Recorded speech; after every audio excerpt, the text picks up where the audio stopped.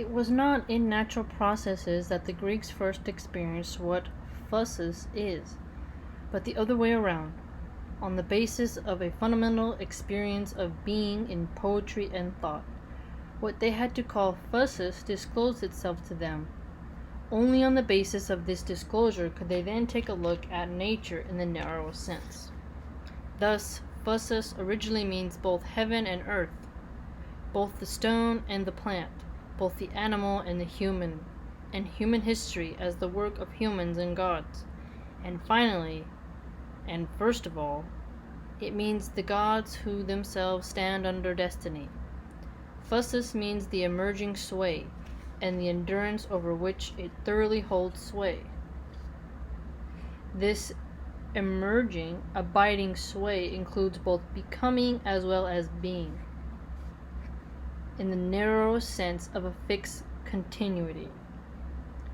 Physis is the event of standing forth, arising from the concealed and thus enabling the concealed to take its stand for the first time. But if one understands physis as one usually does, not in the original sense of the emerging and abiding sway, but in its later and current meaning as nature, and if one also posits the motions of material things, of atoms and electrons, what modern physics investigates as physis as the fundamental manifestation of nature, then the inceptive philosophy of the Greeks turns into a philosophy of nature, a representation of all things according to which they are really of a material nature. Then the inception of Greek philosophy, in accordance with our everyday understanding of inception, gives the impression of being, as we once again in Latin, primitive. Thus, the Greeks become in principle a better kind of Hottentot, in comparison to whom modern science has progressed infinitely far, disregarding all the particular absurdities involved in convincing of the inception of Western philosophy as primitive. It must be said that this interpretation forgets that what is at issue is philosophy, one of humanity's few great things. I agree, philosophy is definitely one of humanity's greatest things. But whatever is great can only begin great. But whatever is great can only begin great. I don't think so. I would disagree with that. I mean, a good example of that is a baby human. They're born, they can't really do much, and I wouldn't consider that being great just because they're a human. Now, Heidegger himself is not saying that exact anecdotal example, but I would definitely disagree with that. Anything that's great has to start out from being great. If you're but then physicists might say, hey, well, the Big Bang, that was something great that led to the Earth, which is therefore great. But then I would say, well, an acorn starts out as something small, grows into a great big oak tree. The seed itself isn't necessarily great just because it's a seed that will lead to something. It's just a seed that led to something. I think that something small that isn't really great can turn into something great. But Heidegger might change his mind, or not change, but maybe clarify this little nugget, so we'll see further ahead. I don't know, what do you think? In fact, its inception is always what is greatest. Okay, so he's saying that the inception of it is what makes it great. Okay. Only the small begins small. I wouldn't agree with that. Only the small begins small. The small, whose dubious greatness consists in diminishing everything, what is small is the inception of decline, which can then also become great in the sense of enormity of total annihilation. The great begins great, sustains itself only through the free reoccurrence of greatness, and if it is great, also comes to an end in greatness. Hold on. Okay, do you hear what he just said right there? So it has to begin great, has to keep staying great, has to keep recurring to be great, and it'll end great. For example, you could take like a war, right?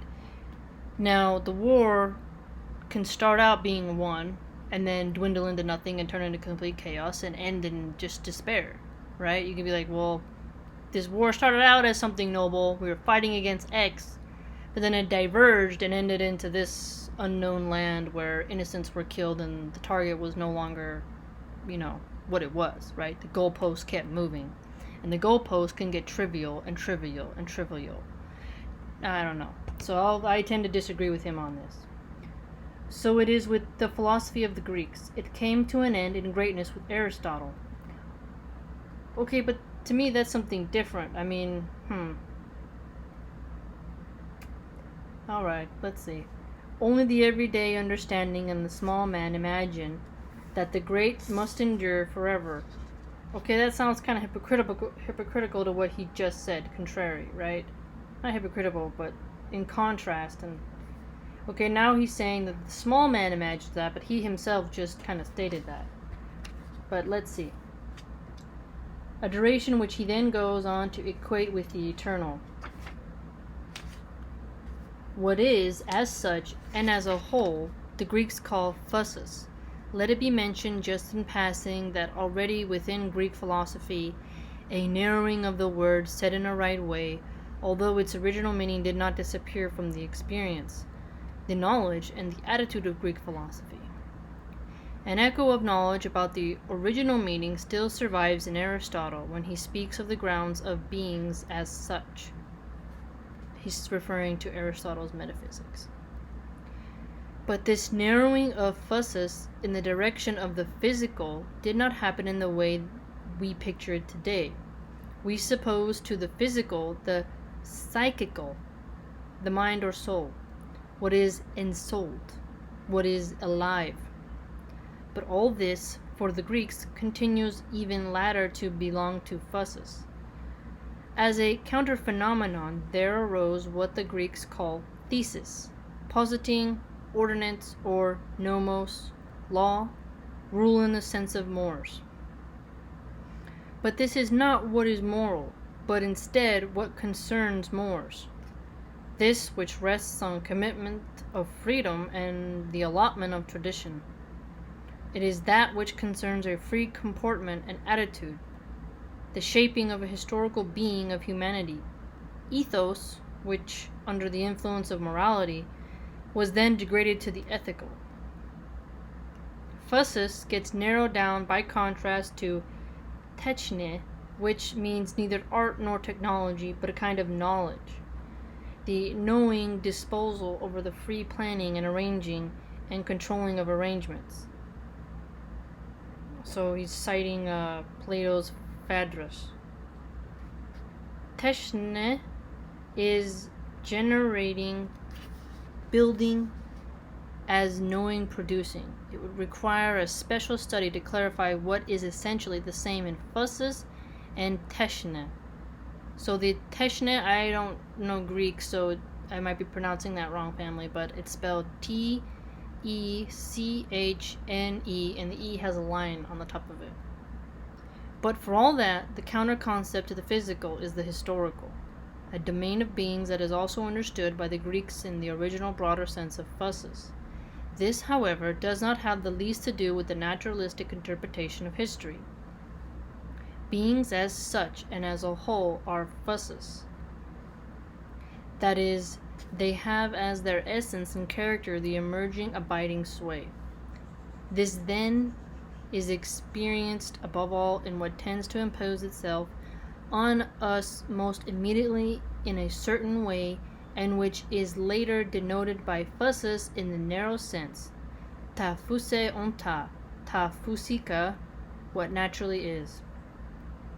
When one asks about phusis in general, that is, what beings as such are, then it is above all ta phuse onta that provide the foothold, although in such a way that from the start the questioning is not allowed to dwell on this or that domain of nature, inanimate bodies, plants, animals, but must go on beyond ta phusika.